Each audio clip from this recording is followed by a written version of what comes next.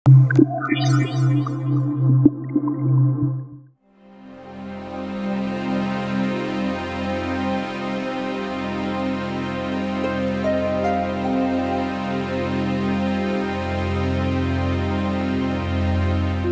Saugo, bocah lelaki 6 tahun ini kerap terlihat menggendong dan membimbing adik perempuannya, Riana, yang berumur 2,5 tahun.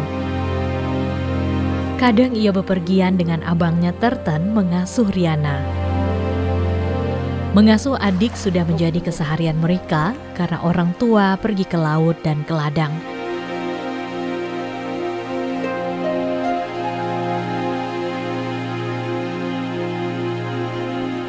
Terten sendiri anak kedua dari 5 bersaudara. Usianya 9 tahun. Namun tak seperti anak seusianya. Terten belum bersekolah. Beberapa anak di Dusun Sinaka, Desa Sinaka, Kecamatan Pagai Selatan, Mentawai, Sumatera Barat ini juga bernasib seperti dirinya. Kepala Dusun Sinaka menyebut jauhnya sekolah dasar dari daerahnya menjadi penyebab sejumlah anak-anak tidak sekolah. Apalagi para orang tua juga sulit untuk mengantar mereka karena harus bekerja. Di sini kan pergi untuk ke sekolah, kita harus naik sampan sendiri, kadang diantar, tapi jarang sekali diantar, anak itu kebanyakan naik sampan sendiri. Akseslah yang sangat sulit, Pak. Kalau secara ekonomi kalau kita lihat, ya biasa-biasa saja. Namun yang menjadi penyebab utama anak-anak itu karena jauhnya jarak untuk sekolah.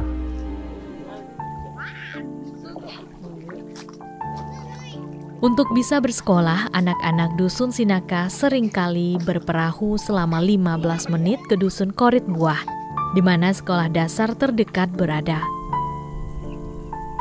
Kepala Desa Sinakak, Tarsan Samaloisa mengaku, dari 14 dusun di wilayahnya ada 2 dusun yaitu Sinaka dan Matotonan yang tiada sekolah dasar termasuk sekolah filial. Tarsan berharap di 2 dusun tersebut bisa dibangun sekolah filial sehingga anak-anak bisa bersekolah dan tidak lagi bertaruh nyawa mendayung perahu ke lokasi sekolah yang jauh.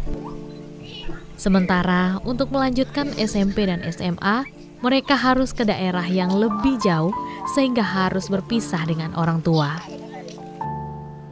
Kalau SMP, kita ada SMP 1, SMP 3 Pagai Selatan di Batsagai yang kemarin kita ke sana.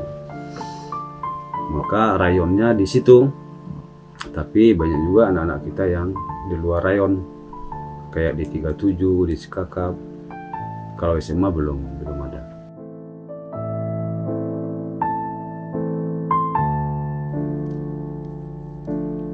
Persoalan lain di perkampungan nelayan ini juga fasilitas kesehatan dan tingginya angka stunting. Sejumlah remaja terpaksa menikah di usia dini karena sudah tidak bersekolah.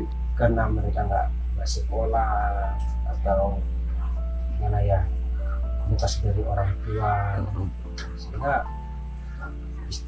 karena merasa itu nggak daripada lama-lama kan, daripada lama-lama sendi-sendi nggak ada mengurus, makanya diambil tindakan cepat menikah di umur yang tidak sesuai. Minimnya fasilitas kesehatan telah menjadi persoalan lama. Di sini hanya ada posyandu dengan seorang tenaga sukarela. Warga harus ke Dusun Korit Buah untuk memeriksakan kesehatan di pos kesehatan setempat. Di sana pun hanya ada seorang tenaga kesehatan.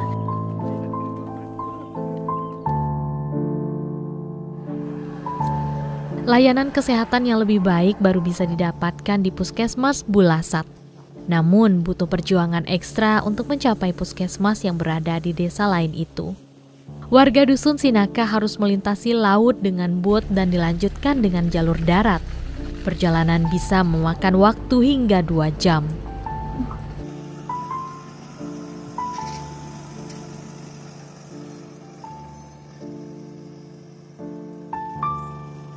Dari pendataan yang dilakukan pada Mei 2023, pihak puskesmas menemukan 29 balita di Desa Sinaka mengalami stunting.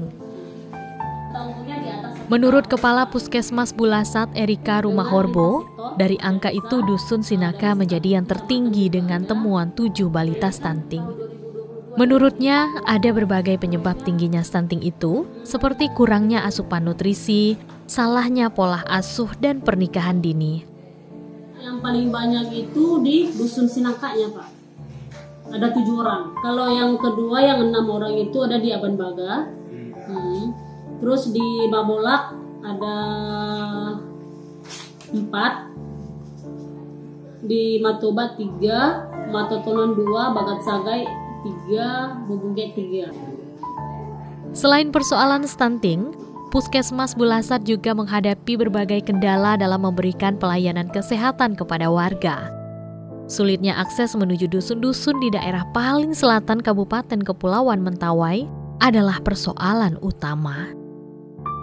Ditambah dengan minimnya sarana penerangan serta ketiadaan sarana komunikasi seperti telepon dan internet.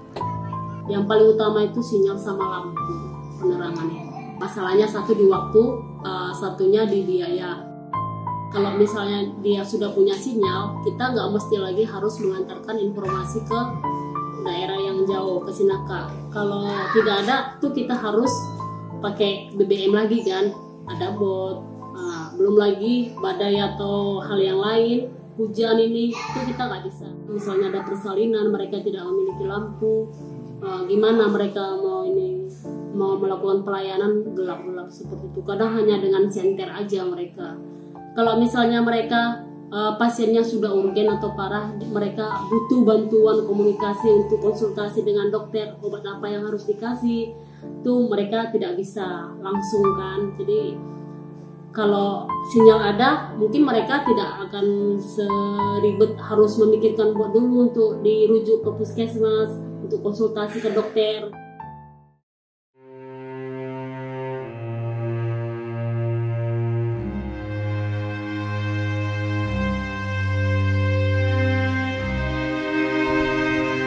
Pemerintah Desa Sinaka juga mengeluhkan minimnya sarana publik, terutama sarana komunikasi.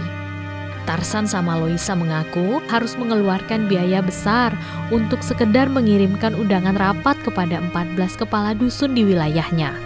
Menurutnya, undangan harus diantar karena tidak ada sarana komunikasi. Di masing-masing wilayah itu yang ada hanya Matobat, di Kosebat Sagai wifi, di sini pun wifi kalau ada minyak yang di Kurit 2. Hanya itu, kalau 1 tahun untuk mengantarkan surat saja ke dusun-dusun, sekali jalan itu menghabiskan minyak 120 liter. Kalau sempat ada 10 kali, berarti kan 11.000 liter. Berarti kurang lebih 110 juta. Pembiayaan kita untuk mengantar surat saja itu, Pak.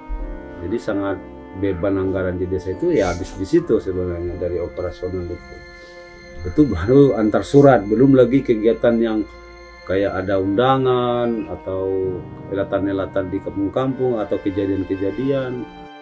Kalau konektivitas antar dusun, kalau dari Mabolak sampai Mangkaulu sudah ada jalan darat. Kalau Matotonan, Mangkaulu Matotonan belum selesai. Matotonan Kurit 2 belum dibuka. Ya kan, kalau yang Kosebat Sagai sampai Abanbaga untuk sementara masih terhubung dengan jalan darat, walaupun ada kendala di beberapa titik ya, ada rakit lah yang membantu, bukan jembatan karena jembatan terlampau besar. Pejabat Bupati Mentawai Fernando Jongguran Simanjuntak mengakui sulitnya kondisi salah satu desa di wilayah itu.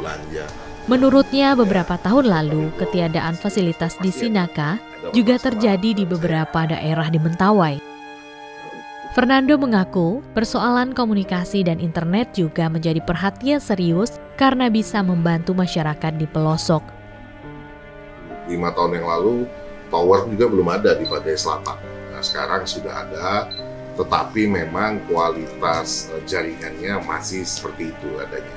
Nah, tentu dari pemerintah bagaimana kita terus mengupayakan perbaikan sarana telekomunikasi di seluruh Kepulauan Mentawai.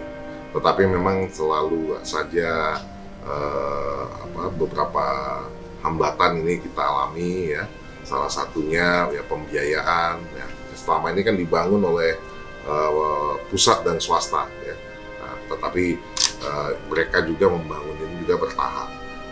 Suatu saat pasti nanti itu akan kita perbaiki kualitas di sana. Kabupaten Kepulauan Mentawai merupakan satu dari 19 kabupaten kota di Sumatera Barat. Kabupaten hasil pemekaran tahun 1999 ini secara geografis terpisah dari daratan Sumatera atau dari 18 daerah lain di Sumatera Barat. Mentawai sebagai kabupaten kepulauan yang terdiri dari 4 pulau besar, yaitu Siberut, Sipora, Pagai Utara, dan Pagai Selatan, menyebabkan banyak desa yang serba minim dalam fasilitas dan layanan seperti transportasi, pendidikan, kesehatan, dan komunikasi. Pelayanan yang diharapkan warga bisa setara dengan daerah lain di Indonesia.